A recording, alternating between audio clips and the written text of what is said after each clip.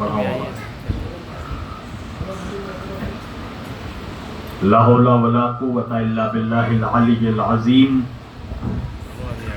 अऊज़ु बिल्लाहिस समीइल अलीम मिनश शैतानिर लईनिर रजीम। रहीम। अल्हम्दुलिल्लाहि रब्बिल आलमीन। अल्हम्दुलिल्लाहिल्लज़ी हदाना लिहाज़ा वमा कुन्ना लिनहतदिया लौला अन हदानल्लाह। लक़द जाअत रुसुल रब्बिना बिल हक़। अस्सलातु वस्सलाम व तहय्यतु वल इकराम अला सय्यदिल अंबिया वल मुरसलीन शफीइल मुज़नबीन इमामुल हरमैन वल क़िबलतैन वसीलतना फिद दारैन साहिबे काबा व कौसैन जद्दिल हसन वल हुसैन महबूब रब्बिल मशरिक़ैन व रब्बिल मग़रिबैन मौलाना व मौलस सकलैन सैयदना व नबीना व शफीना व तबीबना व हबीबना व करीमना व इमामना व मलजाना व मुगीसना व अव्वलना व औसतना व आखिरना व कुल्लना हुज़ूर जनाब अबुल क़ासिम अहमद मुज्तबा मुहम्मद मुस्तफ़ा सल्लल्लाहु अलैहि व आलिहि वसल्लम व अहले बैतिही तय्यबीन ताहिरीन मासूमीन मज़लूमीन मुंतखबीन मुंतजबीन गुर्रिल मयामीन व अस्हाबिहिल मुत्तक़ीन मुंतखबीन मुंतजबीन व लअनतुल्लाहि अला अअदाइहिम अजमईन मिन लैलिना हाज़ा इला क़याम यौमिद्दीन। अम्मा बअद फ़क़द क़ाल अल्लाहु तआला फ़िल फ़ुरक़ानिल हमीद वल मुहकम किताबिहिल मजीद व क़ौलुहुल हक़।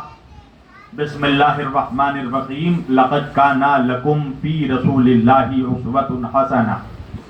फ़रक़ल्लाहुल मौलानाल अलियुल अज़ीम व बल्लगना रसूलुहुन नबियुल अमीनुल करीम व नहनु अला ज़ालिका लमिनश शाहिदीन व शाकिरीन वल्हम्दुलिल्लाहि रब्बिल आलमीन। आइए हम सब मिलकर, इससे पहले कुछ कहूँ कुछ सुने, आइए हम सब मिलकर अपने नबी, मदीने के ताजदार, कुल आलम के मालिक व मुख्तार हुज़ूर अहमद मुज्तबा मोहम्मद मुस्तफ़ा सल्लल्लाहु अलैहि वसल्लम और उनके अहले बैत की बारगाह में बुलंद आवाज़ से दरूद पढ़ें। अल्लाहुम्मा सल्लि अला सय्यिदना नबियना शफीअना मौलाना मुहम्मदिन बारिक वसल्लिम सल्लु अलैहि सलातन व सलामुन अलैका या रसूल अल्लाह व अहले बैतिका या हबीब अल्लाह सल्लल्लाहु अलैहि वसल्लम।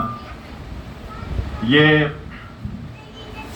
बारगाह आलिया में, दरगाह वारसिया दिल्ली में ये दूसरी मरतबा मेरी हाज़िरी है और बाबा का हुक्म और मेरे बरदर अजीज़ जनाब शादाब साहब का खुलूस कि मैं आप लोगों के रूबरू दोबारा हाजिर हुआ हूँ। अभी मुझसे कबल आप लोगों ने एक बहुत ही बेहतरीन और मुदल्लल तकरीर जनाब अल्लामा मौलाना सैयद सादिक हुसैनी साहब क़िबला से आपने समाअत की और जो मौजू पे वो बोल रहे थे, मैं भी चाह रहा हूँ कि जो चराग उन्होंने जलाया है उसी चराग से दूसरे चराग को रोशन किया जाए। इसलिए कि चराग से चराग जलाना बुरी बात नहीं है, दूसरे चराग का तेल अपने चराग में उंडेल लेना बुरी बात है। चराग से चराग जलाना ये कोई बुरी बात नहीं। बहरहाल मैं सोच ही रहा था कि किस मौजू पे गुफ्तगू करूं, क़िबला ने मुझे मौजू दे दिया। मैंने कुरान मजीद की एक बहुत मुख्तसर सी आयत करीमा की तिलावत का शरफ हासिल किया और उसे ही सरनामा कलाम में मौजू सुखन करार दिया।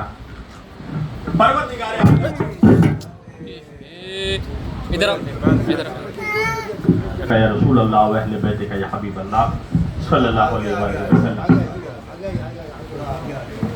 परवरदिगार आलम अपनी मुक़द्दस किताब कुरान मजीद फ़ुरक़ान हमीद में अल्लाह ये इरशाद फरमा रहा है कि बिस्मिल्लाहिर रहमानिर रहीम लक़द काना लकुम फ़ी रसूलिल्लाहि उस्वतुन हसना। देखो ज़माने वालों, लोगों, तुम्हारे लिए इस कायनात में अगर किसी का किरदार, किसी का कैरेक्टर کسی کا چرتر اگر تمہارے لیے اسوہ حسنہ ہے یعنی رول ماڈل ہے، وہ کس کا کردار ہے؟ وہ کس کی ذات ہے؟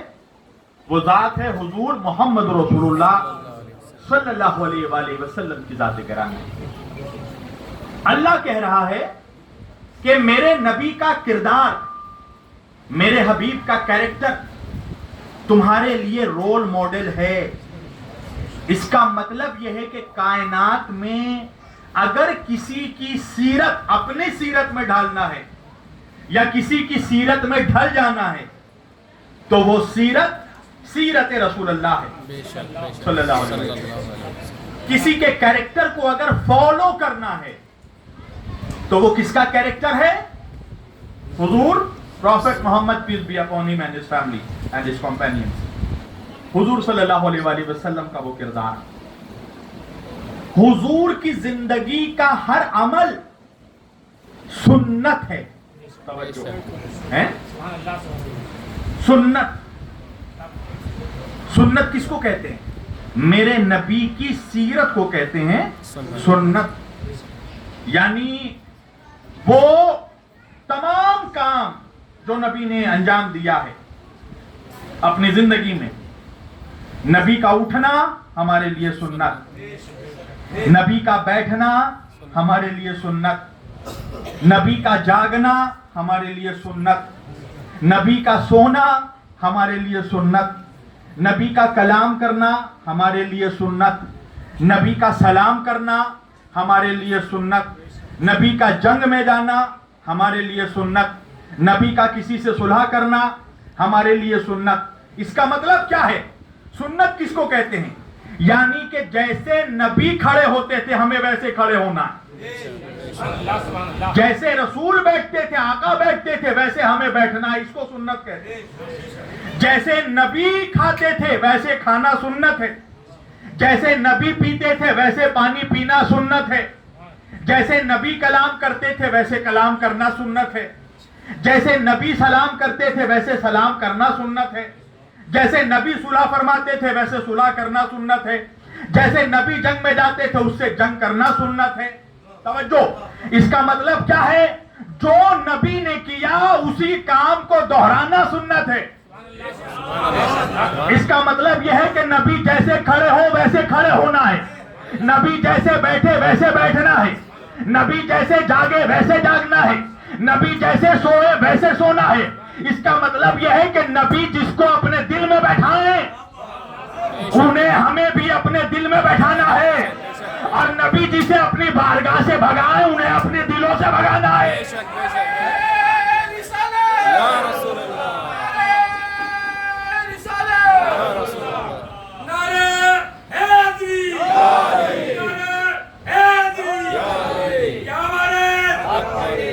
ہمیں ہر اس شخص سے محبت کرنا ہے جس سے آقا محبت کرتے ہیں، اور ہر اس فرد سے ہمیں نفرت کرنا ہے جس سے آقا نفرت کرتے تھے۔ توجہ، جس گلی سے میرے آقا مڑ گئے ہمیں مڑ کر نہیں دیکھنا، جس گلی سے میرے آقا گزر گئے اس کے خاک کو چومنا ہمارے لیے سنت ہے، عقیدت ہے۔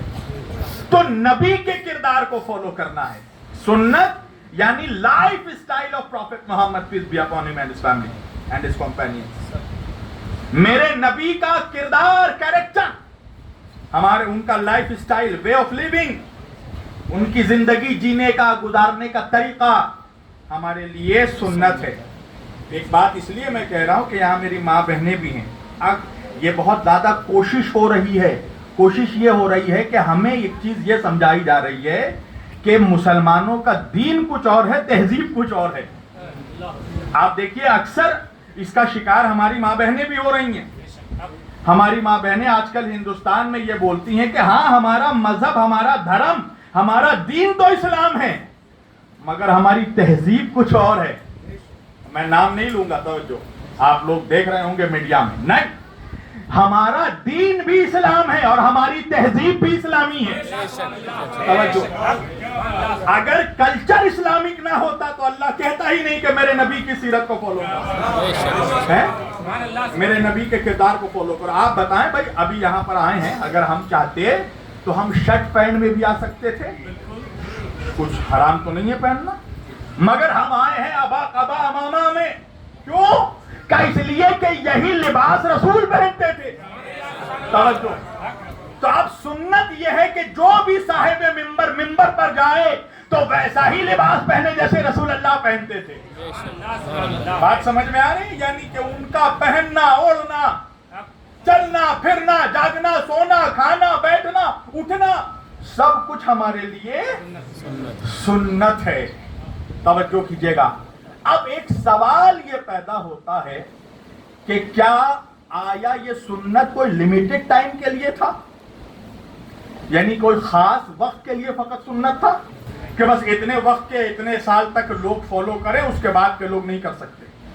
ایسا کچھ تھا کہ بھائی نبی کے زمانے میں ہی ان کا کردار سیرت تھا اور نبی کے پردہ فرما جانے کے بعد اب قیامت تک ان کا کردار سیرت نہیں؟ ایسا کچھ ہے؟ نہیں۔ قرآن نے کوئی ٹائم، کوئی باؤنڈری، کوئی لمیٹیشن نہیں بتائی ہے۔ توجہ، جوانوں سے میری گزارش ہے، یہاں دیکھو بیٹا، تم موبائل میں جس کو بھی دیکھ رہے ہو اس سے خوبصورت میں ہوں، تھوڑا میری طرف توجہ، تھوڑے دیر کے لیے 1 گھنٹہ ذرا فوکس کے ساتھ اگر بیٹھ جائیں آپ اس مجلسوں میں، محفلوں میں، تو بہت کچھ لے کر جائیں۔ میں جانتا ہوں زمانہ بہت تیز رفتاری سے دوڑ رہا ہے۔ توجہ، میرے نبی کا کردار صرف نبی کی حیات طیبہ تک اسوہ حسنہ نہیں تھا، رول ماڈل نہیں تھا، بلکہ تا قیام قیامت تک جو بھی کائنات انسانی میں انسان پیدا ہوگا اس پر واجب ہے کہ رسول کی سیرت کو اپنائے۔ توجہ، میرے نبی کی سنت کو اپنائے۔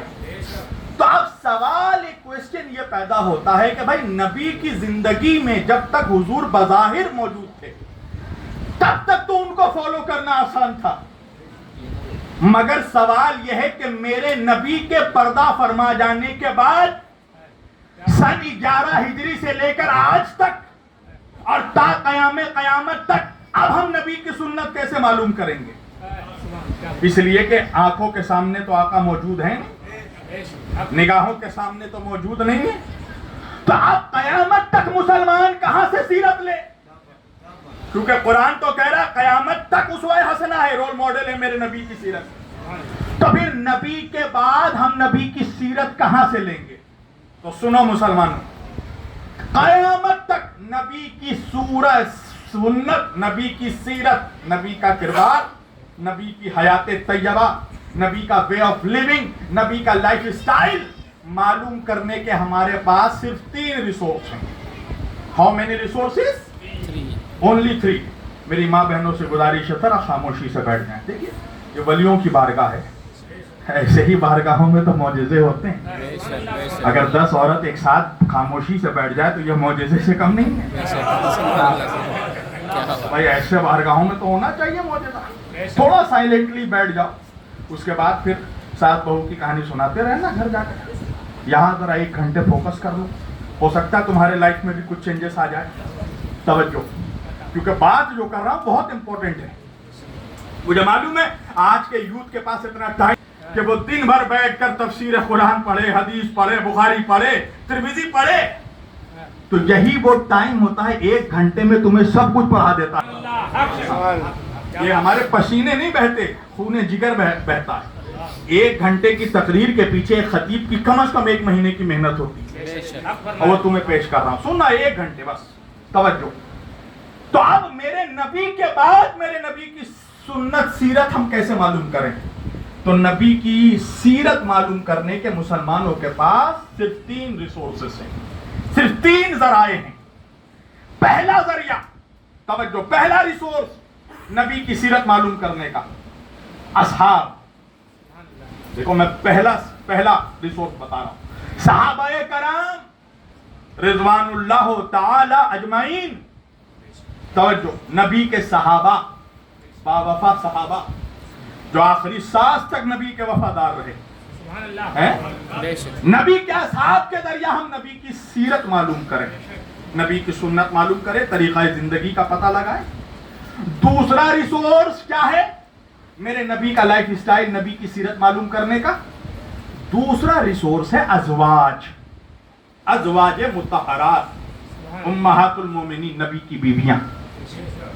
نبی کی ازواج کے ذریعہ ہم نبی کا لائف سٹائل، نبی کی سیرت، نبی کی سنت، نبی کی زندگی معلوم کریں۔ اور تیسرا ریسورس جو ہے نبی کی سیرت اور سنت معلوم کرنے کا، وہ تیسرا ریسورس ہے اہل بیت کا، family, household of prophet Muhammad peace be upon him and his family, نبی کے گھر والے، نبی کے اہل البیت، نبی کی اولاد، نبی کے ڈسینڈنٹس، نبی کی ذریت، نبی کے اہل بیت، یہ تیسرے ریسورس ہیں۔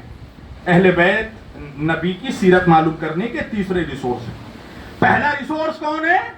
اصحاب، صحابہ کے ذریعہ نبی کی سنت معلوم کرو۔ دوسرا ریسورس ازواج، نبی کی بیویوں کے ذریعہ نبی کی سنت معلوم کرو۔ تیسرا ریسورس ہے اہل بیت، نبی کے اہل بیت کے ذریعہ نبی کی سنت معلوم کرو۔ مگر کویشچن یہ سوال یہ پیدا ہوتا ہے مسلمانوں کہ کیا یہ تینوں ریسورس برابر ہیں؟ Are they equal? کیا یہ تینوں ریسورس ذرائع برابر ہیں؟ اصحاب، ازواج، اہل بیت، یہ تینوں ریسورس برابر ہیں؟ نہیں، نو، ناٹ ایٹ آل۔ کیوں برابر کیوں نہیں ہے؟ وجہ یہ ہے کہ اگر ہم اصحاب سے نبی کی سیرت معلوم کریں گے تو اصحاب کے ذریعہ ہم نبی کے گھر کے باہر کی سیرت تو معلوم کر سکتے ہیں، گھر کے اندر کی نہیں۔ توجہ کیجیے گا، بہت امپورٹنٹ پوائنٹس رکھ رہا ہوں۔ اصحاب نبی کے میدان کی سیرت تو بتا سکتے ہیں، مکان کی سیرت نہیں بتا سکتے، گھر کے اندر نہیں جا سکتے، غیر محرم ہیں۔ تو گھر کے باہر کی زندگی تو اصحاب بتائیں گے، گھر کے اندر کی نہیں۔ اچھا، ازواج کے ذریعہ اگر ہم نبی کی سیرت معلوم کریں، سنت، تب بھی ہم کو کمپلیٹ سنت معلوم نہیں ہوگی۔ کیوں؟ اس لیے کہ ازواج گھر کے اندر کی سنت تو بتائیں گی، باہر کی نہیں۔ مکان کی سیرت تو بتائیں گی، میدان کی نہیں۔ تو پتا چلا اگر صحابہ سے سنت معلوم کریں گے تو آدھی سنت تو ملے گی، آدھی نہیں۔ مکان کی سیرت ملے، میدان کی سیرت ملے گی، مکان کی نہیں۔ ازواج سے اگر سنت لیں گے تو گھر کے اندر کی سنت معلوم ہوگی، باہر کی نہیں۔ آدھی سیرت معلوم ہوگی، آدھی نہیں۔ تو کیا کوئی ایسا ریسورس بھی ہے جو نبی کی کمپلیٹ سیرت بتائے؟ تو وہ سیرت ہے اہل بیت کی، جو مکان کی بھی سیرت بتائیں گے، میدان کی بھی سیرت بتائیں گے۔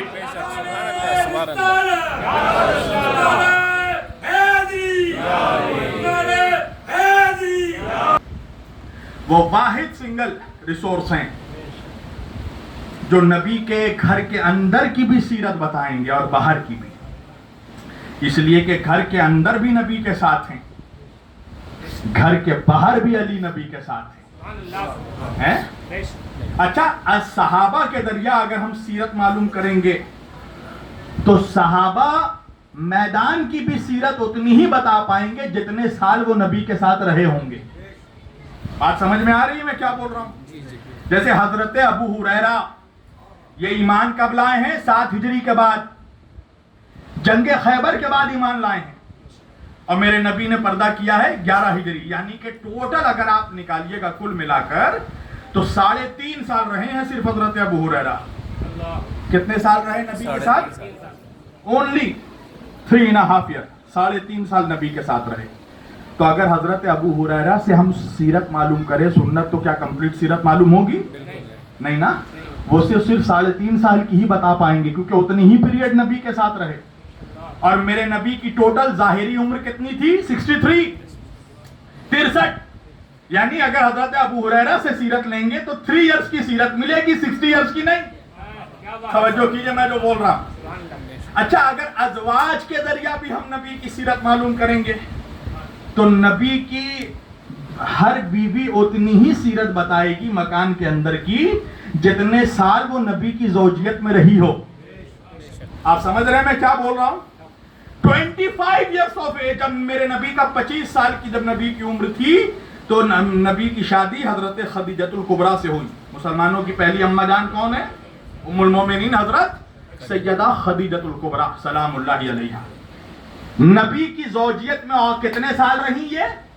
25 ایئرس.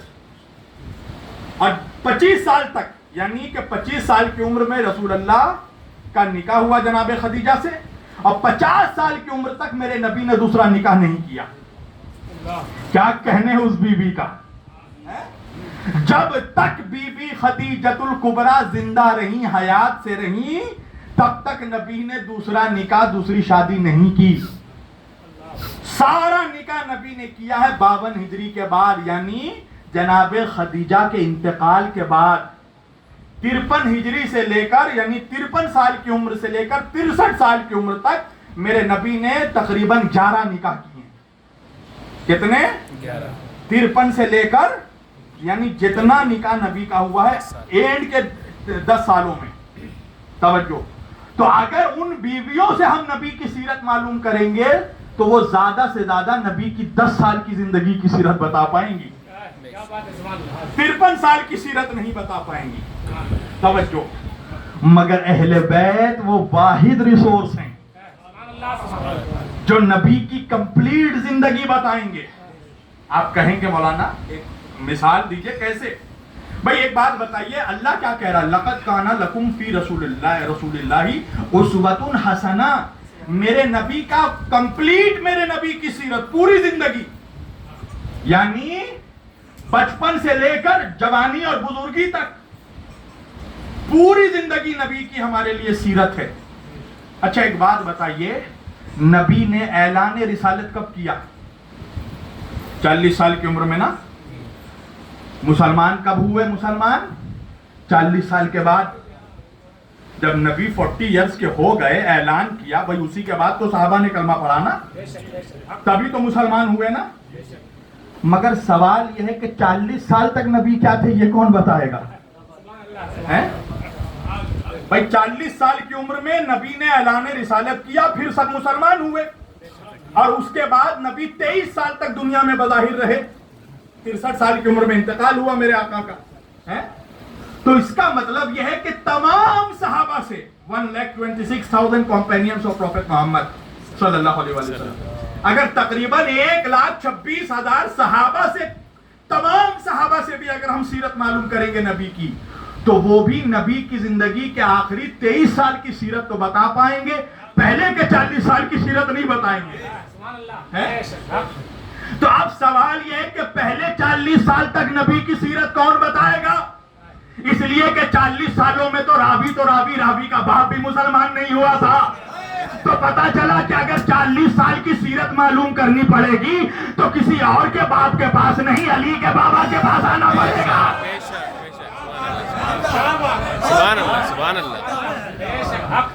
مولا علی کے بابا کے پاس آنا پڑے گا. بے شک. افسوس کا مقام یہ ہے کہ مسلمانوں کو نبی کا سرما تو یاد ہے، مگر آنکھوں میں جو سرما لگاتا تھا وہ نہیں یاد ہے. نبی کا کنگا کرنا تو یاد ہے، نبی کے بال کون سنوارتا تھا یہ یاد نہیں. نبی کا کھانا تو یاد ہے، مگر بچپن میں نبی کو نوالا بنا کر کھلاتا کون تھا یہ یاد نہیں. سبحان اللہ سبحان اللہ. اس ذات کا نام ہے ابو طالب. بے شک بے شک. اور افسوس ہے مسلمانوں کی منحوسیت پر کہ علی کے بوس میں اسی ذات کو کافر کہہ دیا.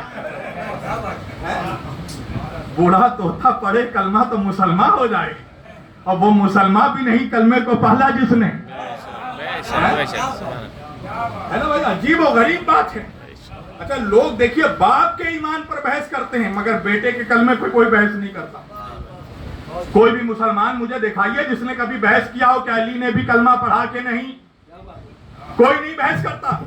مگر علی کے بابا نے کلمہ پڑھا یا نہیں، حضرت ابو طالب نے کلمہ یا پڑھا یا نہیں، یہ اس پہ مولوی بحث کرتا ہے. میں نے کہا رے بیٹے بھائی، باپ کے ایمان پر بحث کرتا ہے، بیٹے کے کلمے پہ بحث کیوں نہیں کرتا ہے؟ تو مولوی کہنے لگا رے علی کے کلمے پہ کون بحث کرے، علی تو خود کلمے کی گود میں پلا ہے، اللہ جانے آپ کہاں ہے. بھائی عجیب بھی ہے نا، مولوی کی سوچ بھی عجیب ہے. جو کلمے کی گود میں پلا ہو اس پہ بحث نہیں ہوتی، اور کلمہ جس کے گود میں پلا ہو. سبحان اللہ سبحان اللہ.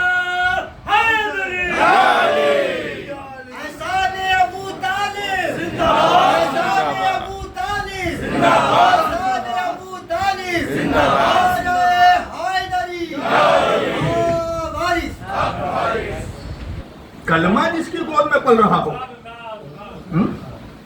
اس کے ایمان پر بحث کر رہا ہے. آج مسلمان بڑے زوروں سے کانفرنسز ہو رہے ہیں مسلمانوں کی یہ بدحالی کیوں ہے, ہر جگہ ہم مار کیوں کھا رہے ہیں. یہ حضرت ابو طالب کی گستاخی کا پھٹکار ہے. یزید کے باپ پہ اگر کوئی کچھ کہہ دے تو بہت بوال ہو جائے, اور علی کے باپ پہ جو چاہو تم بول دو. ابھی اس کی اولادیں باقی ہیں. دیوا شریف جاتے ہیں نا آپ, وارث پاک کی بارگاہ میں جاتے ہیں, کون ہے یہ؟ نبی کے نواسے ہیں نا. مخدوم اشرف جہانگیر سمنانی رحمت اللہ کی چوچو شریف کون ہے؟ رسول کے نواسے. غریب نواز اجمیر شریف کون؟ نبی کے نواسے. مگر میں ایک بات کہوں گا, جو ابو طالب کا نمک حرام ہے نا, اسے چاہیے کہ آج کے بعد سے دیوا نہ جائے, اجمیر نہ جائے, کہ چوچا نہ جائے. اس لیے کہ حسن ابن علی سے لے کر حسین ابن علی تک, اور حسین ابن علی سے لے کر خواجہ معین الدین تک, خواجہ معین الدین سے لے کر مخدوم سمنا تک, مخدوم سمنا سے لے کر وارث علی تک, حسن ابن علی سے لے کر وارث علی تک, یہ جتنے سید ہیں, جتنے ولی ہیں, اگر ان سب کا نانا مصطفیٰ ہے تو دادا ابو طالب ہے. بے شک بے شک.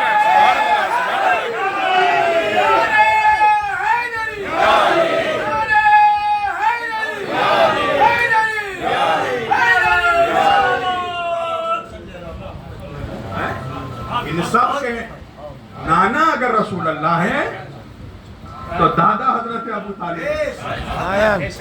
تمہیں مولوی نے ایک ہی کیپسول کھلایا ہے, سکے کا ایک ہی سائیڈ دکھایا ہے کہ کربلا میں نبی کا لہو بہ رہا تھا. یہ کون بتائے گا منحوس کہ ابو طالب کا خون بہ رہا تھا؟ حسین فقط رسول کا نواسا نہیں ہے, ابو طالب کا پوتا ہے. بے شک بے شک. اس ذات کے بارے میں منحوست پھیلاتا ہے.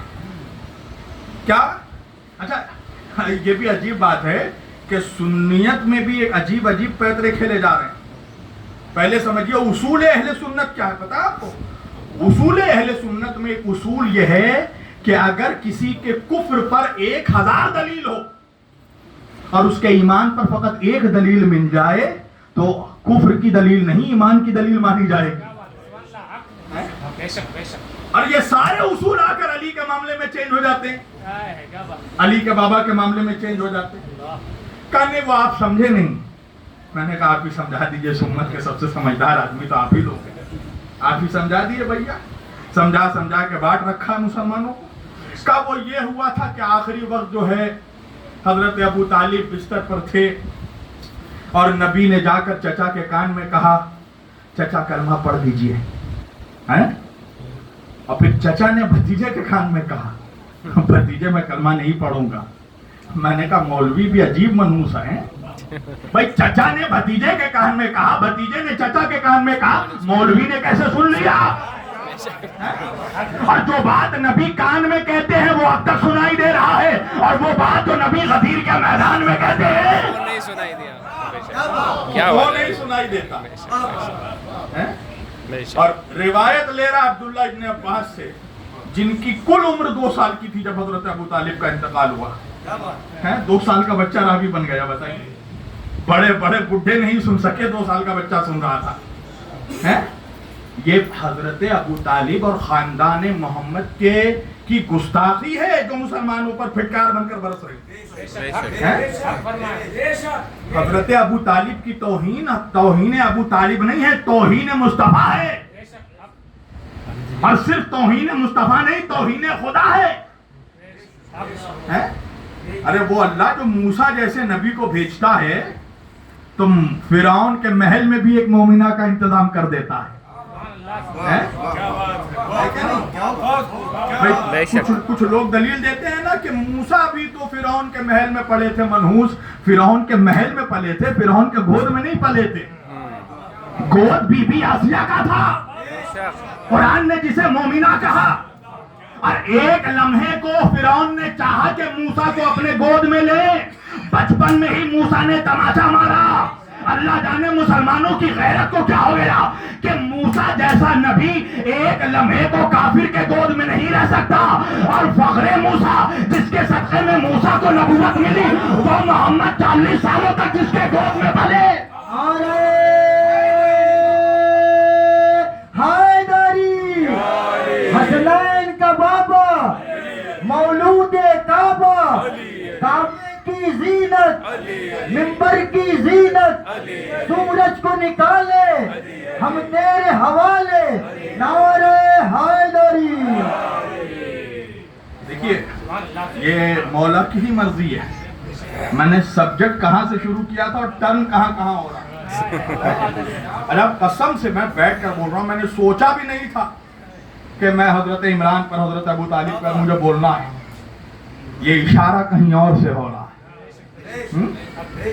توجہ، حضرت ابو طالب، اچھا اگر حضرت ابو طالب کافر تھے نعوذ باللہ تو تمہیں معلوم ہے یہ چیزیں بتائی نہیں جاتی مسلمانوں کو۔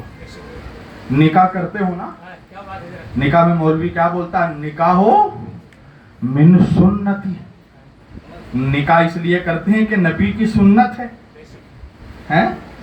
اچھا نکاح کرنا تو نبی کی سنت ہے، نکاح پڑھنا کس کی سنت ہے؟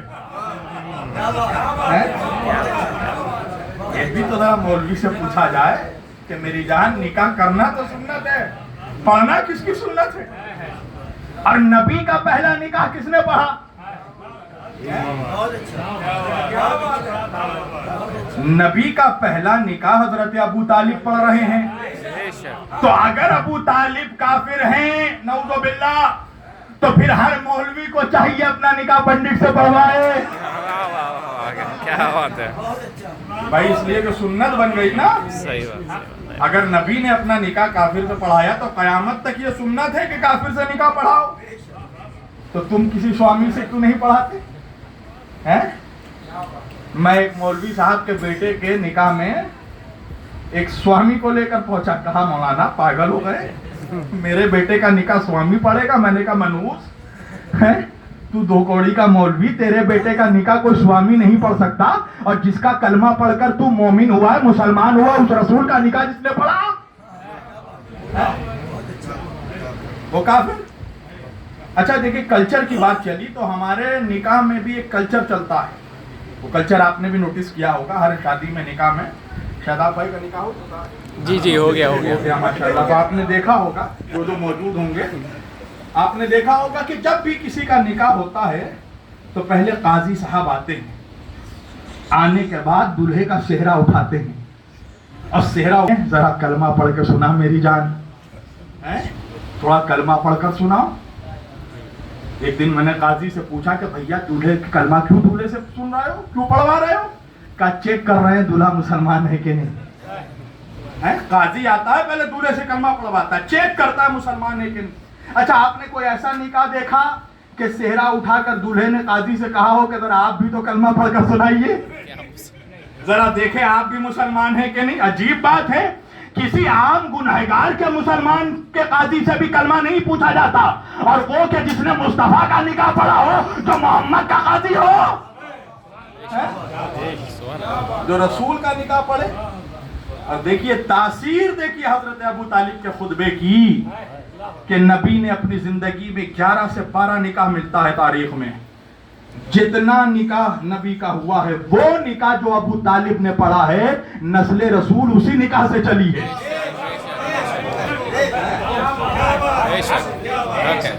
بہت سوچنے کی بات ہے کہ فقط وہ نکاح جو خدیجہ سے، جناب ابو طالب نے رسول کا پڑھایا، اسی نکاح سے نسل رسول چلی ہے۔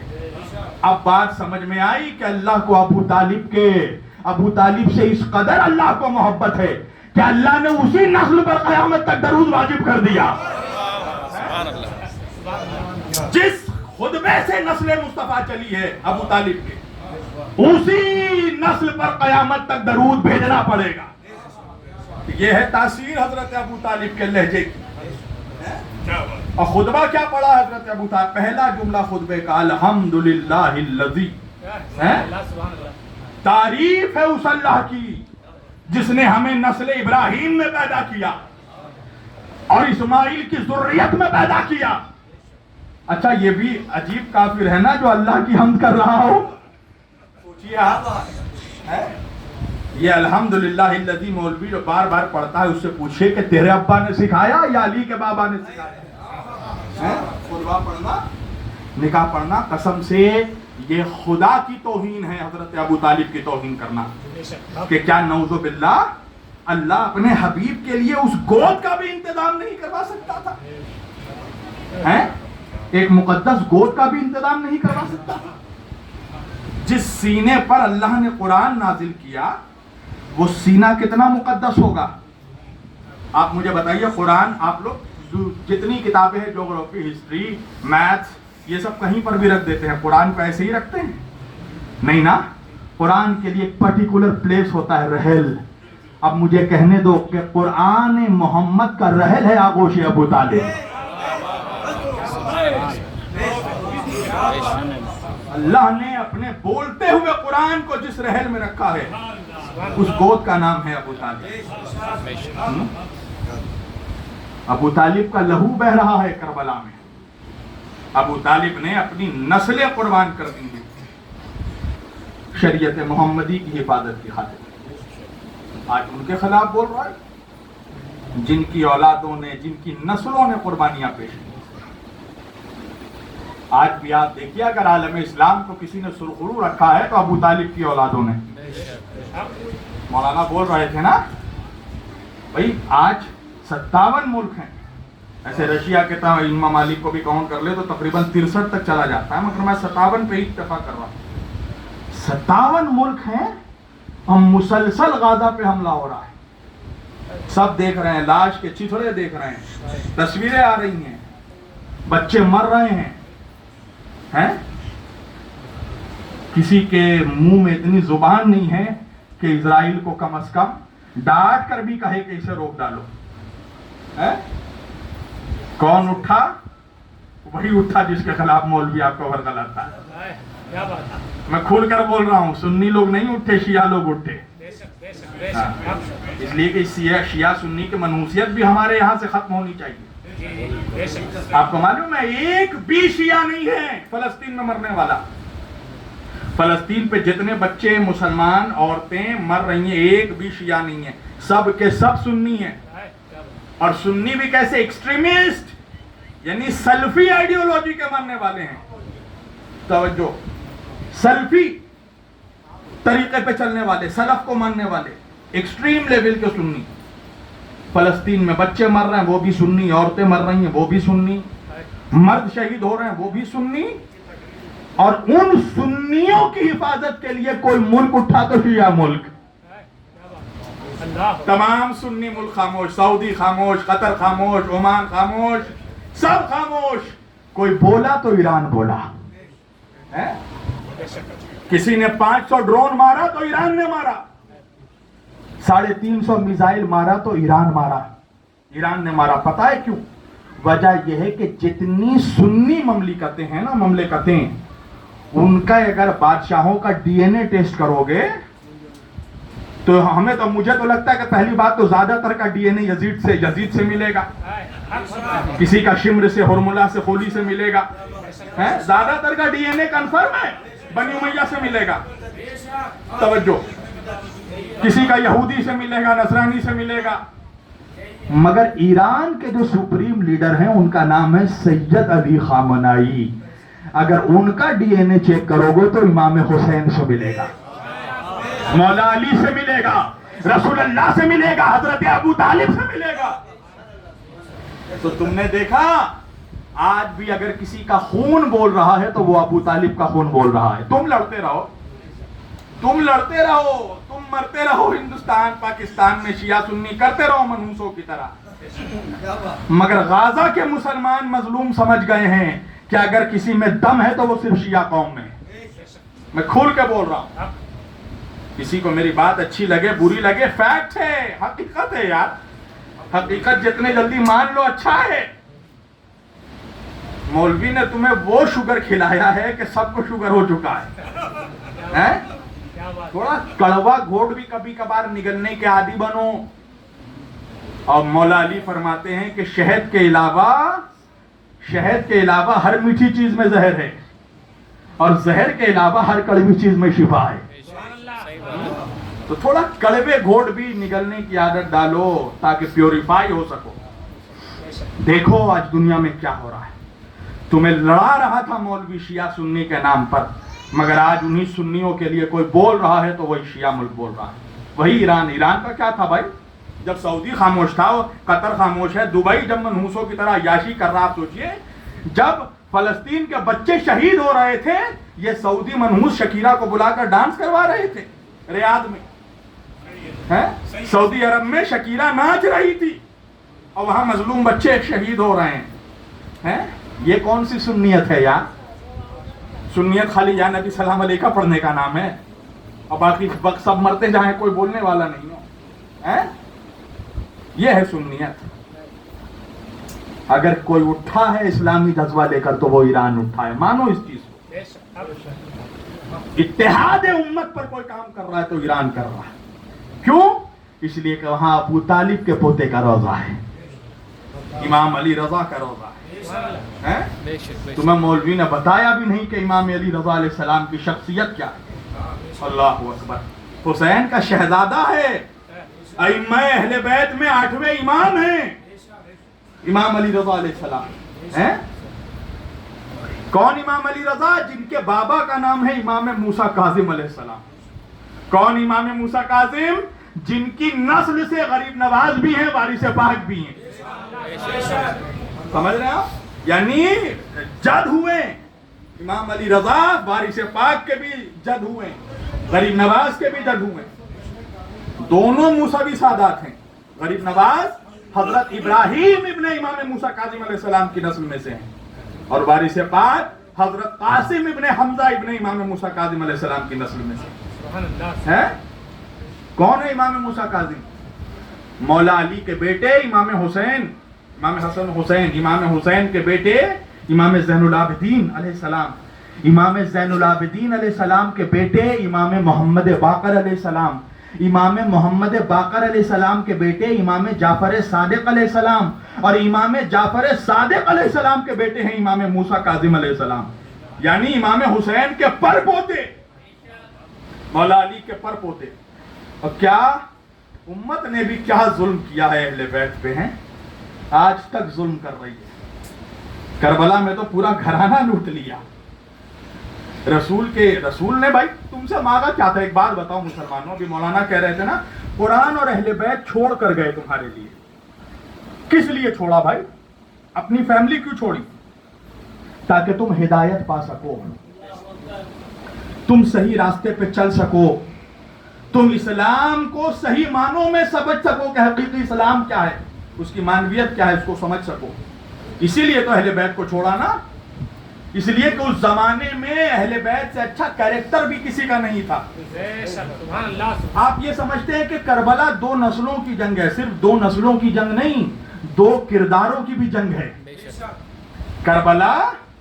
भाई यजीद का ये तो बहुत बाद का कारनामा था कि इमाम हुसैन अलैहिस्सलाम को उसने कत्ल करवाया, नबी के बच्चों को शहीद करवाया। ये तो बहुत बाद का मामला है। उससे पहले यजीद का किरदार कैसा था मालूम है आपको? कौन है यजीद? खुला शराबी, यानी छुपा कर शराब नहीं पीता था, ओपन शराबी है। अफसोस मुझे होता कि आज भी कुछ मुसलमान हैं जो यजीद से भी हमदर्दी रखते हैं। सऊदी अरब में यजीद के नाम का मदरसा बना हुआ है। हाँ, अरे हजरत अमीरुल मोमिनीन यजीद मदरसा बना है उसके नाम से। तो वो मुसलमान आज मार नहीं खाएगा तो कौन खाएगा? हैं? आप सोचिए यजीद का किरदार क्या? खुला शराबी, कुत्तों के साथ सोने वाला, यानी हर वक्त निजासत से कितनी मोहब्बत थी यजीद को। देखिए यजीद की कुर्बत निजासत से। एक तो खुला शराबी, दूसरा कुत्तों के पालने वाला, कुत्तों के साथ खेलने वाला। मिंबरे रसूल पर बंदरों को नचवाता था। कौन? यजीद, जिसने अपने बाप के मरने के बाद अपनी सौतेली मां से शादी की। आपको मालूम है? अपनी सौतेली मां तो छोड़ दीजिए, اپنے باپ کے مرنے کے بعد اپنی سگی پھوپھی سے اس نے شادی کی ہے. یہ اتنا منحوس تھا. اور پتہ ہے جب یہ پھوپھی سے شادی کرنے جا رہا تھا تو اس نے امام حسین کو خط لکھا تھا.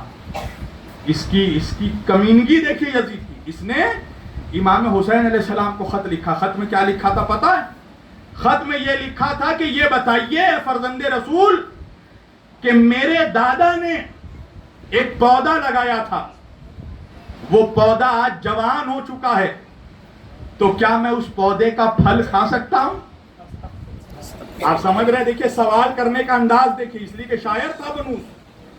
اس نے امام حسین کو خط لکھا کہ میرے دادا نے ایک پودا لگایا تھا جو جوان ہو چکا ہے, کیا میں اب اس جوان درخت جو ہو چکا ہے اس کا پھل کھا سکتا ہوں؟ سنیے گا امام کا جواب, اور قربان جائیے نبی کے نواسے پر. امام حسین نے جواب میں لکھا کہ پہلے اس پھل کو چیر کر دیکھو, اگر اس پھل کے اندر سے گودا نکلے تو حلال ہے اور خون نکلے تو حرام ہے. جواب دیکھیے امام کا. اپنی پھوپھی سے نکاح کیا, اپنی سوتیلی بہن کے ساتھ اس منحوس نے بدفعلی کیا. آپ اس کا کردار دیکھیے. کہتے ہیں نا انسان کو اسی سے محبت ہوتی ہے جس سے اس کا کردار ملتا ہے. تو جو بھی اپنے دل میں, جس کے بھی دل میں یزید کی محبت نظر آئے تو دیکھیے کہ اس کے کردار میں بھی کہیں نہ کہیں یزیدیت ہوگی. یزید کیا کر رہا تھا؟ یزید کربلا میں رشتوں کی دھجی اڑا چکا تھا. وہ بہن کے رشتے کو بدنام کر چکا تھا, پھوپھی کے رشتے کو بدنام کر چکا تھا. آپ کو معلوم ہے کربلا میں امام حسین کے کئی کارناموں میں ایک کارنامہ یہ تھا کہ امام حسین نے رشتوں کی آبرو کو بچا لیا. کربلا میں حسین نے رشتوں کی آبرو کو بچا لیا. حسین نے کربلا میں بتایا کہ دیکھو بھائی ہو تو عباس کے جیسا, بہن ہو تو زینب کی جیسی, بیٹا ہو تو سجاد کے جیسا, بھتیجا ہو تو قاسم کے جیسا, بھانجے ہو تو انو محمد کے جیسے.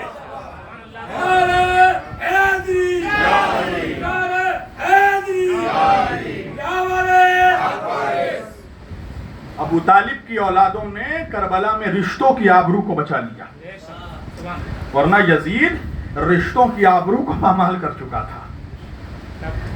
تو اللہ کے رسول نے اہل بیت کو ہمارے لیے چھوڑا تھا, اور اہل بیت کو ہم سے کچھ چاہیے بھی نہیں تھا.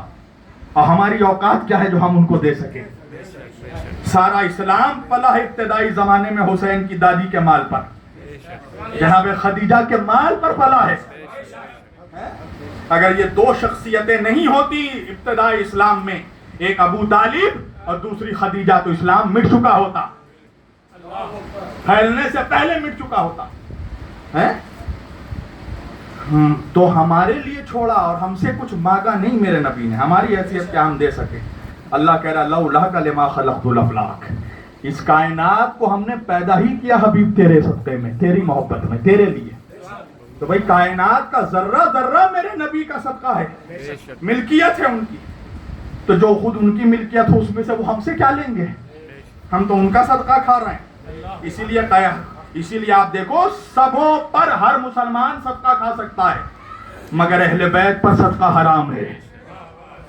اس لیے کہ ان کے صدقے میں تو ہم اور آپ جی رہے ہیں, وہ کیسے صدقہ لے سکتے ہیں؟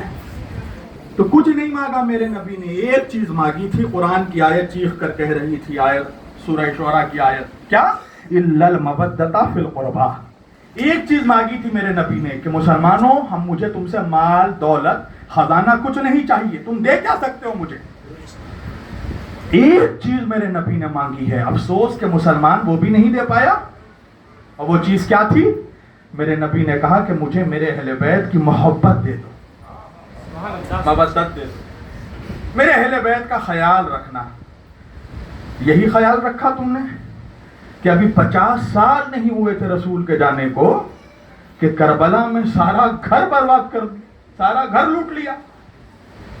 اور آج مسلمان سوچ رہا ہے ایسا حال کیوں ہے؟ بھائی کربلا میں آپ سوچئے, کربلا میں پورا گھر لوٹ لیا. 11 ہجری کو نبی نے پردہ کیا ہے, انتقال کیا ہے, اور 61 ہجری میں کربلا ہوئی ہے, یعنی 50 سال کا گیپ ہے نبی کی زندگی اور کربلا سے. 50 سال میں ایک نبی کی امت نبی کے آل کی ایسی دشمن ہو گئی کہ سارا گھر لوٹ لیا، بوڑھے سے لے کر جوان سے لے کر بچوں تک پر رحم نہیں کیا،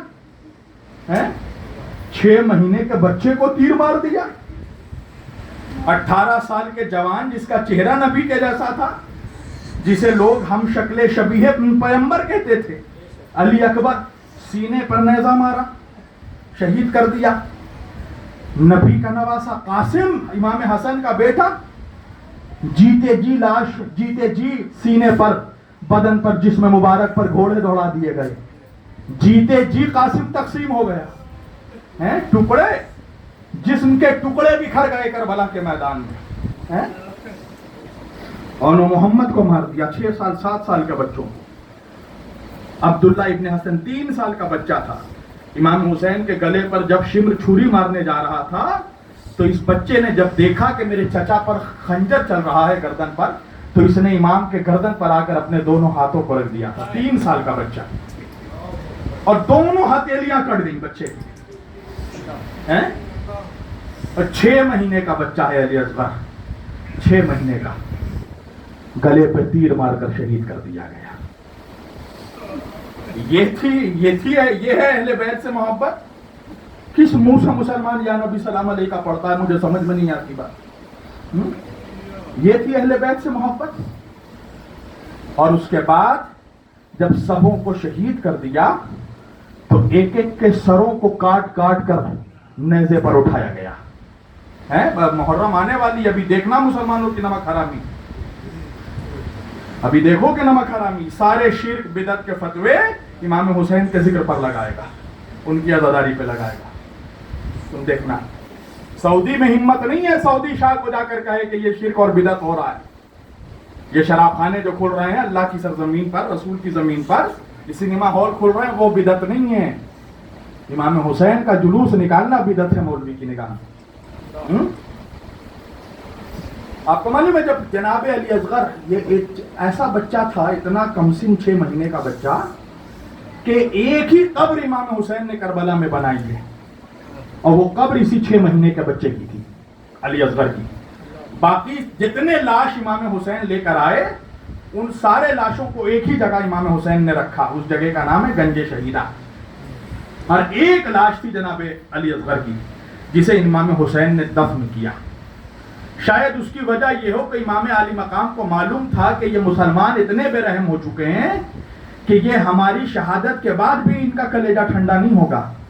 امام جانتے تھے کہ ہمارے لاشوں کے اوپر سے گھوڑے دوڑائے جائیں گے، تو اکبر برداشت کر لے گا، عباس برداشت کر لے گا، یہ 6 مہینے کا بچہ ہے، اس کی لاش کا کیا ہوگا؟ آپ سوچئے 6 مہینے کے بچے کی لاش پر اگر گھوڑے دوڑا دیے جاتے تو کیا ہوتا اس یہ بچے کے جسم میں؟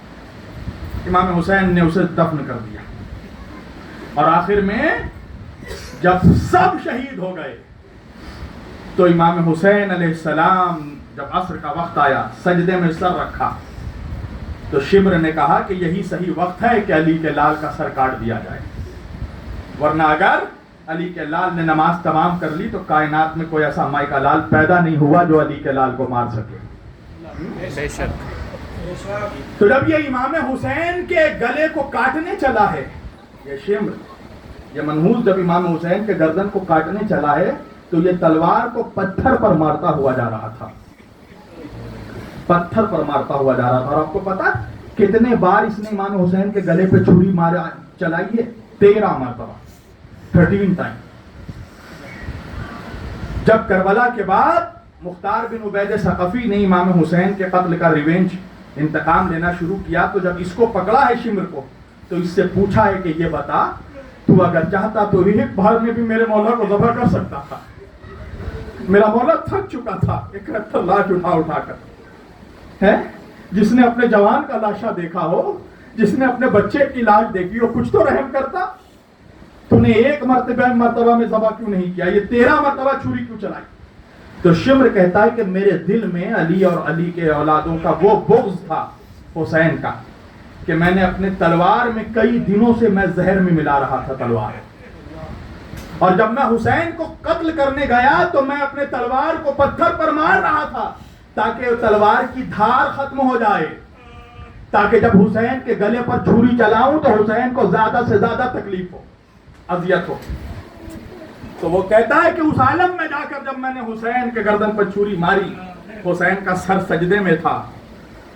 تو آپ کو پتا ہے، اچھا آپ نے ابھی عید الاضحیٰ گزرا، آپ نے دیکھا ہوگا جانور کو آپ کیسے ذبح کرتے ہیں، بالکل آرام سے یوں چھری چلاتے ہیں نا، وہ یوں نہیں چھری چلا رہا تھا۔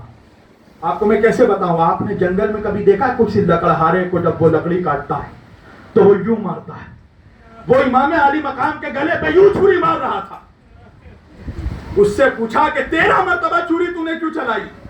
تو وہ کہتا ہے کہ جب جب میں حسین کے گلے پہ چھری مارتا تھا تو حسین 3 دن کے پیاسے تھے، بھوکے تھے، حسین کے گلے کی رگیں اتنی خشک ہو چکی تھی، اتنی سوکھ چکی تھی کہ میری چھری حسین کے رگوں میں پھنس جاتی تھی۔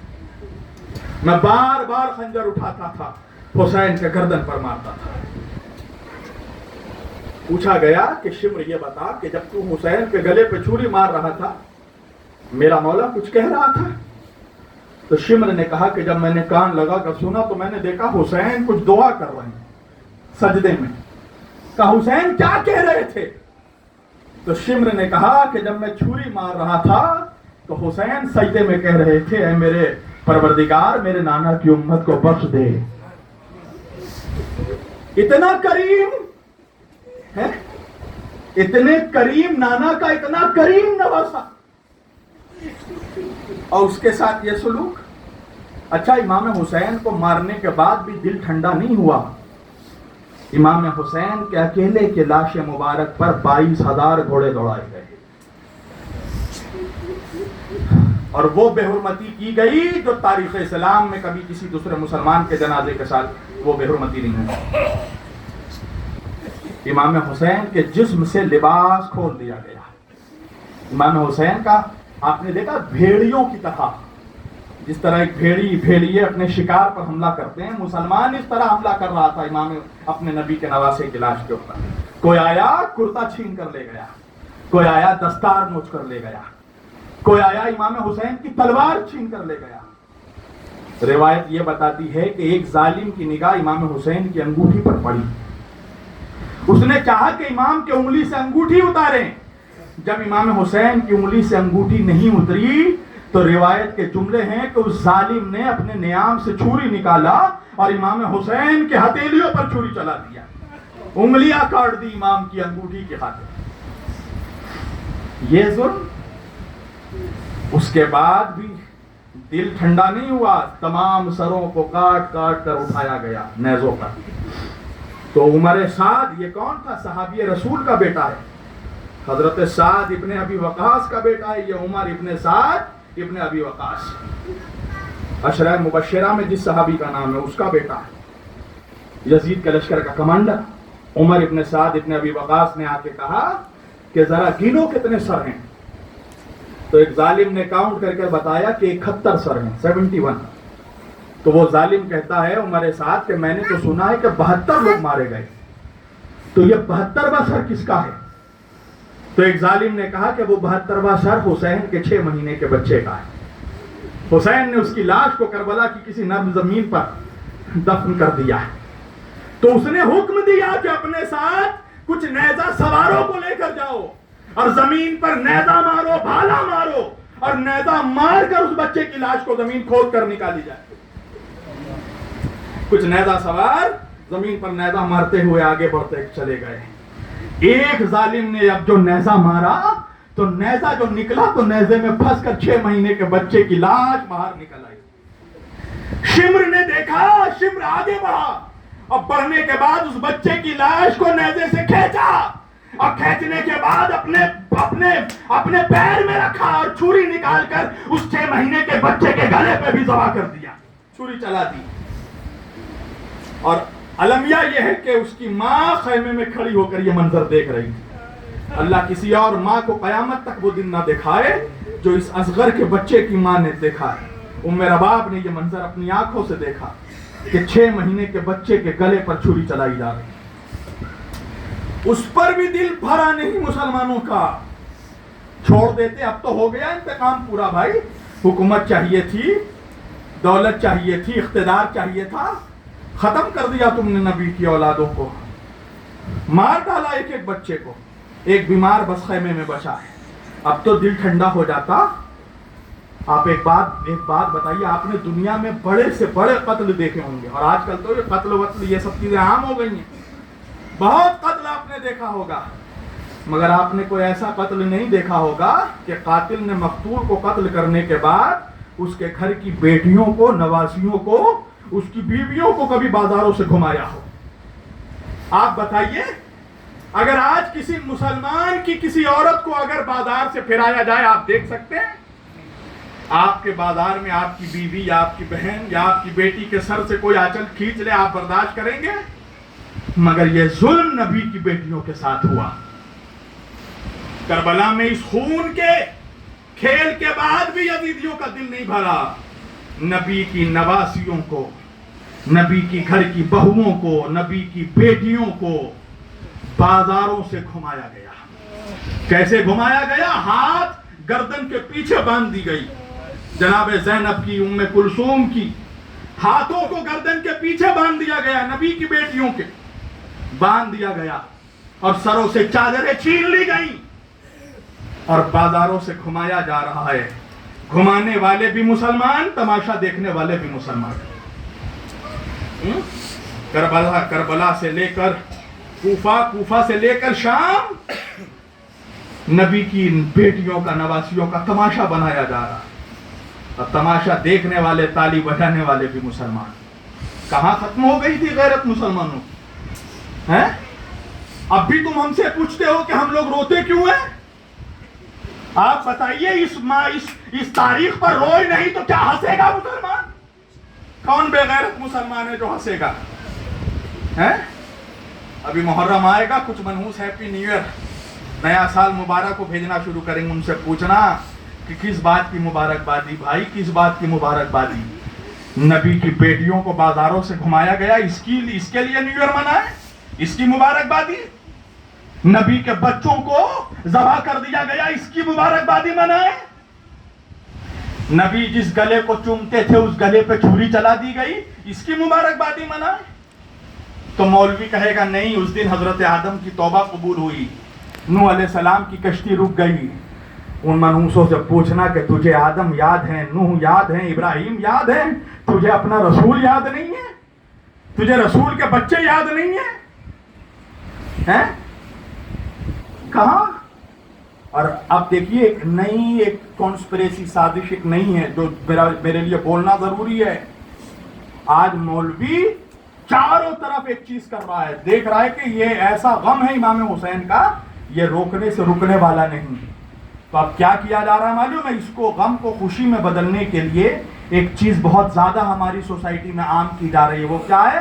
کہ عاشور کو روزہ رکھو. اور عاشور کا روزے کا ثواب ایسے بیان کرتا ہے مولوی جیسے وہ رمضان سے بھی افضل ہو. سوچئے گا, یہ سوچنے کی بات ہے. کہ امام حسین کی محبت میں روزہ رکھو. ذرا اس مولوی سے یہ پوچھئے گا کہ کیا کربلا میں امام حسین نے بھی عاشور کو روزہ رکھا تھا؟ بھائی روزہ رکھنے کے لیے بھی شرائط ہے نا, کنڈیشن ہے. 2 شرط تو ہر مسلمان جانتا ہے, ایک سحری کرنا, دوسرا افطار کرنا. آپ بتائیے, جن کے خیموں میں 7 محرم سے پانی نہیں تھا, جن کے بچوں کو کھانے کے لیے کھجور نہیں تھا, وہ کربلا میں انہوں نے روزہ کب رکھا؟ افطار کب کیا؟ سحری کب کی؟ اس کا مطلب یہ ہے کہ تو روزہ نہیں رکھوانا چاہتا ہے, روزے کے آڑ میں تو مسلمانوں کو ہمیں حسین سے دور کرنا چاہتا ہے. اس لیے کہ روزہ ایک خوشی کی علامت ہے, گیٹ ٹوگیدر ہوتا ہے, فیملی ساتھ میں بیٹھتی ہے, ہنسی مذاق ہوتا ہے, خوشی کا ماحول ہوتا ہے. اور میرے کچھ بھولے بھالے مسلمان, میری ماں بہنیں بھی خوب روزہ رکھتی ہیں, یہ سوچ کر کہ امام حسین کی محبت میں نہیں, یہ امام حسین کی محبت میں نہیں, یہ بغض میں رکھوایا جا رہا ہے. پورا سال رکھو نا تم روزہ, تمہیں 10 محرم کو ہی کیوں یاد آ رہا ہے؟ اور جس دن روزے کا اتنا ثواب ہے, 60 سالوں کے روزہ رکھنے کا ثواب ہے, غدیر کے دن 18 ذی الحج, اس دن تو مسلم بتائے گا ہی نہیں مولوی.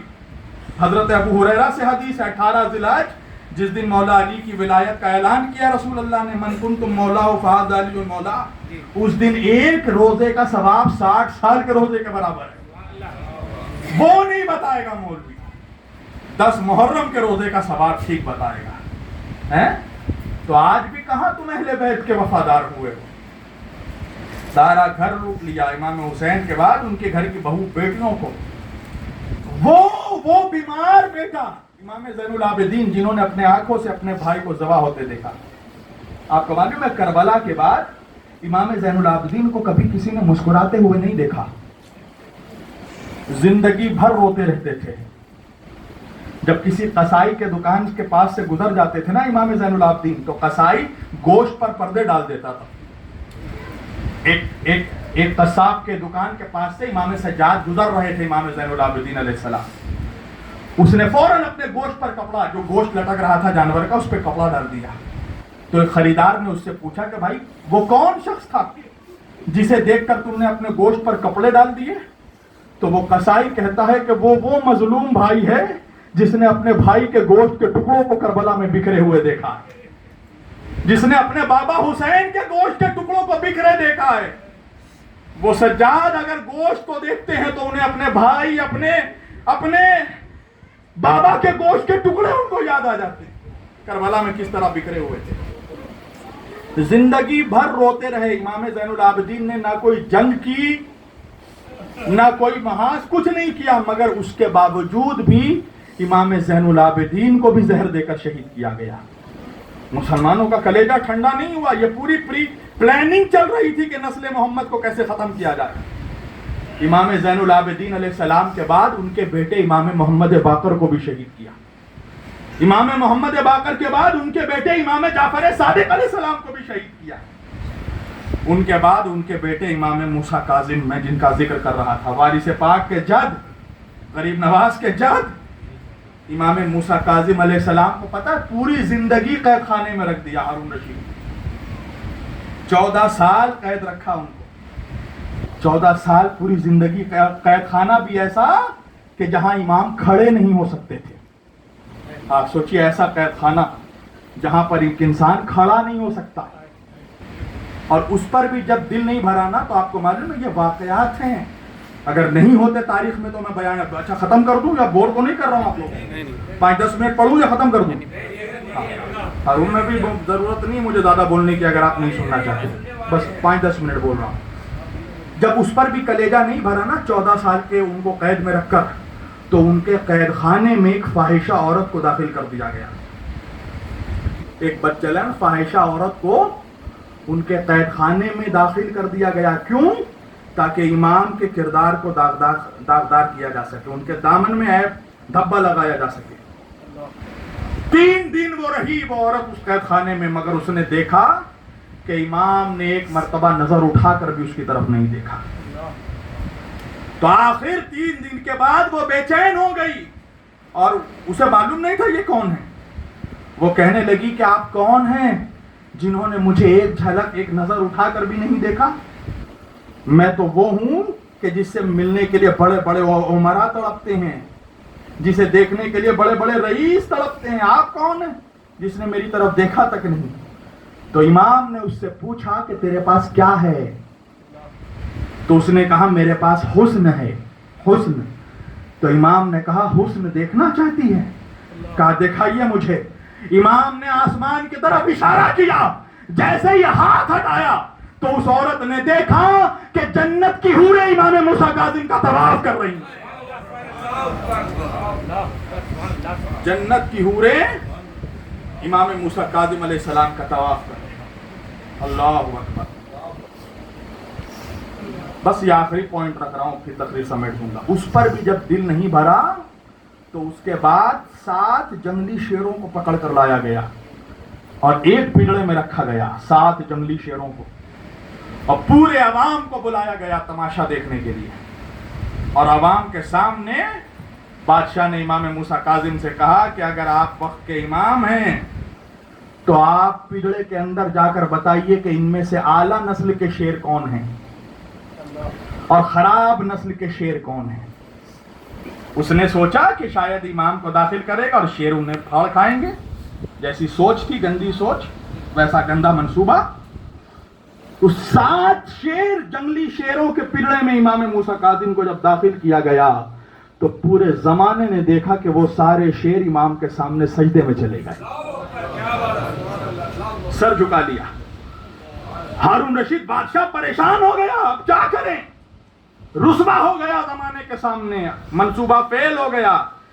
جب امام پنجرے سے باہر آئے ہیں تو اس نے سوال کیا کہ اچھا آپ یہ بھی بتا دیجئے کہ ان میں سے خراب نسل کے شیر کون کون سے ہیں، اعلیٰ نسل کے شیر کون کون سے ہیں. امام نے کہا یہ سب اعلیٰ نسل کے شیر ہیں. سنیے گا، اس بادشاہ نے کہا کہ آپ نے کیسے پتہ لگا لیا یہ سب اعلیٰ نسل کے شیر ہیں؟ امام نے کہا وجہ یہ ہے کہ اگر یہ اعلیٰ نسل کے شیر نہ ہوتے تو یہ ہم اہل بیت کی تعظیم نہیں کرتے، ہماری تعظیم فقط بے نسلیں نہیں کیا کرتے. نعرہ حیدری، نعرہ حیدری، من کنتو مولا، نعرہ حیدری. ہماری گستاخی صرف وہی کر سکتا ہے جس کی نسل خراب ہو. ہماری تعظیم ہمیشہ اعلیٰ نسل کے لوگ کرتے ہیں، چاہے وہ حیوانوں میں ہو چاہے وہ انسانوں میں ہو. اگر آپ اپنے دلوں میں اہل بیت کی ٹھنڈک محسوس کریں نا، محبت محسوس کریں، تو یہ سمجھ جائیے کہ اعلیٰ نسل سے آپ کا تعلق ہے. امام جعفر صادق علیہ السلام نے فرمایا ہے کہ جب تم لوگ ہم اہل بیت کا ذکر سنو، میرے دادا علی کا ذکر سنو، اور اپنے دلوں میں تم اگر میرے دادا کی محبت، علی کی محبت کی اگر ٹھنڈک محسوس کرو، ان کی ولایت کی ٹھنڈک محسوس کرو، اور تمہارے چہرے پر مسکراہٹ آ جائے، خوشی آ جائے ہماری عظمت سن کر، تو ہاتھ اٹھا کر اپنی ماں کے حق میں دعا کرنا کہ تمہاری ماں نے امانت میں خیانت نہیں کی ہے، تب اللہ نے تمہارے دلوں میں علی کی ولایت ڈالی ہے، محبت ڈالی ہے. یہ ماؤں کی شرافت کی دلیل ہے. علی کی ولایت باپ کی وراثت سے نہیں، ماں کی شرافت سے ملتی ہے. اگر اماں شریف ہے تو بیٹا علی کا چاہنے والا ہوگا، اور اگر ماں کے کردار میں کہیں بھی کچھ بدچلنی پائی گئی تو وہ بچہ کبھی علی کا چاہنے والا نہیں ہو سکتا. ماں کا شریف ہونا بہت ضروری ہے. اگر بچہ نعرہ حیدری لگائے یا علی کہے تو سمجھ لو کہ ماں شریف ہے. اس لیے میں ہمیشہ نصیحت کرتا ہوں کہ جب بھی شادی کرو تو اپنی بیوی نہیں، اپنے بچوں کی ماں تلاش کرو. خاندان دیکھو، صرف چہرہ نہ دیکھو. کیچڑ میں بھی کنول کھلتا ہے، تو ایسے کو مت لاؤ جو کیچڑ میں کھلے.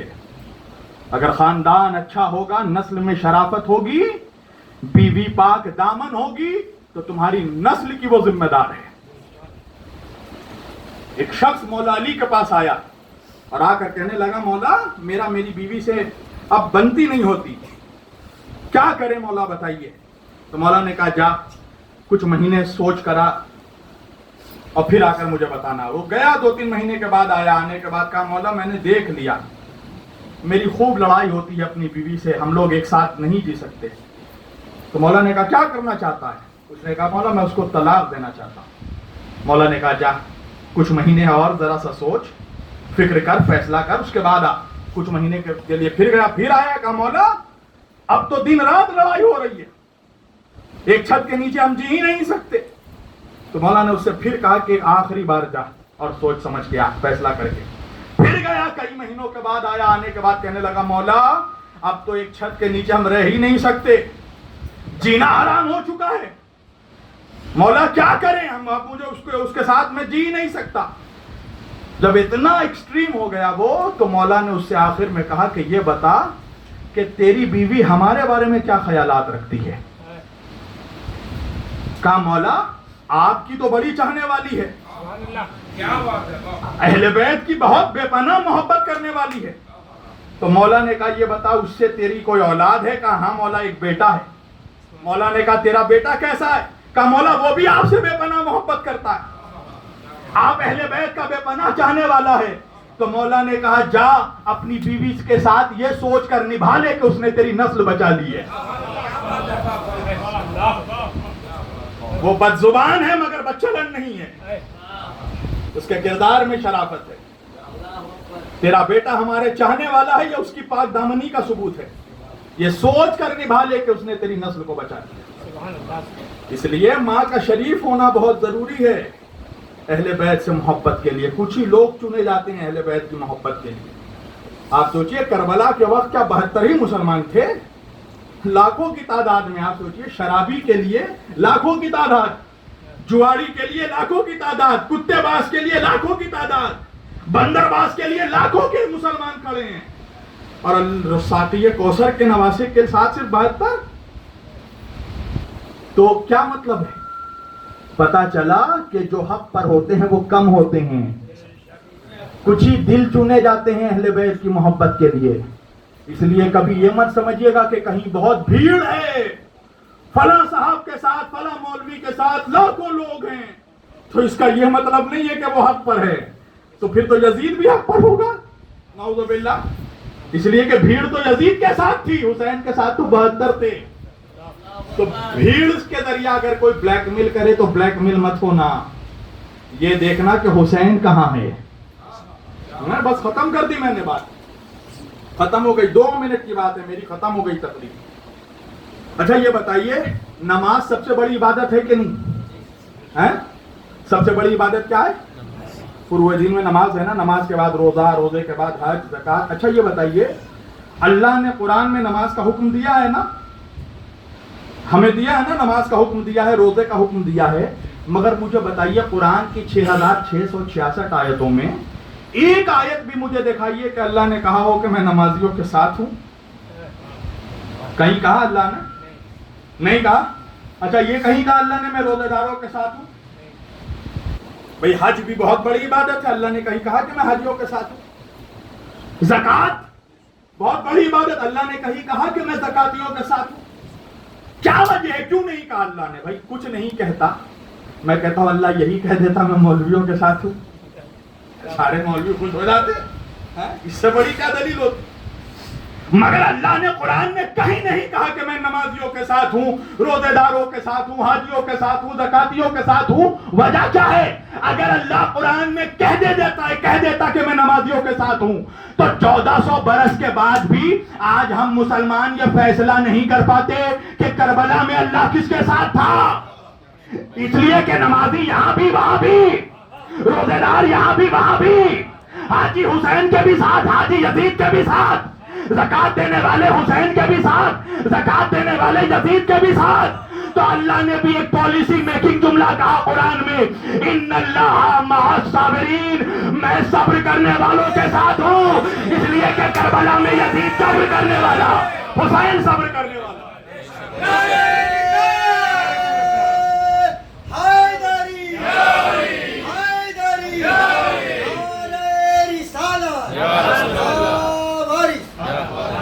اللہ نے کیا کہا, ان اللہ مع الصابرین, میں صبر کرنے والوں کے ساتھ ہوں. یعنی مجھے کہنے دیجئے کہ اللہ قرآن میں کھل کر اعلان کر رہا ہے کہ میں حسینیوں کے ساتھ ہوں. اللہ کھل کر اعلان کر رہا ہے کہ میں ان نمازیوں کے ساتھ ہوں جو حسین کے ساتھ ہے. میں ان نمازیوں کے ساتھ نہیں ہوں جو یزید کے ساتھ ہے, میں ان روزے داروں کے ساتھ ہوں جو حسین کے ساتھ ہے, میں ان حاجیوں کے ساتھ ہوں جو حسین کے ساتھ ہے. تو پتا چلا کہ جو حسین کے ساتھ ہے اللہ اس کے ساتھ ہے, اور اللہ جس کے ساتھ ہے اس کی دنیا بھی کامیاب ہے, اس کی آخرت بھی کامیاب ہے. اللہ ہمیں توفیق عطا کرے کہ ہم دامن اہل بیت کو تھامے رہیں, پکڑے رہیں. ہم نے وارث علی کے دربار پہ ہم اسی لیے پہنچے کہ وارث علی نے ہمیں مولا علی تک پہنچایا, مولا علی نے ہمیں پیارے نبی تک پہنچایا, پیارے نبی نے ہمیں ذات جلی تک پہنچایا. اس لیے کہ علی